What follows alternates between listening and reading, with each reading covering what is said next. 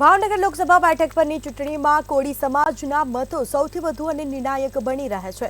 ત્યારે ભાવનગર બેઠકના ભાજપના ઉમેદવાર નીમુબેન બાંભણિયાએ કે જેઓ કોળી સમાજમાંથી આવે છે ત્યારે તેના સમર્થનમાં પ્રચાર અર્થે કેબિનેટ પાણી પુરવઠા મંત્રી કુંવરજી બાવળિયા ભાવનગર જિલ્લાના વિવિધ મથકો પર કોળી સમાજના લોકો સાથે સભા યોજી હતી અને નીમુબેનને જંગી લીડથી વિજયી બનાવવા પ્રચાર કરી રહ્યા છે।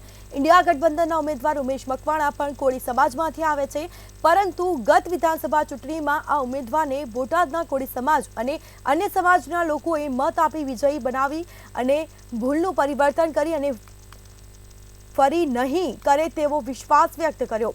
આ બેઠક નીમુબેન 5 થી 7 લાખ મતોથી વિજય બનશે તેવો વિશ્વાસ પણ વ્યક્ત કર્યો। આ સભામાં કોળી સમાજના પુરુષ અને મહિલાઓ મોટી સંખ્યામાં ઉપસ્થિત રહ્યા।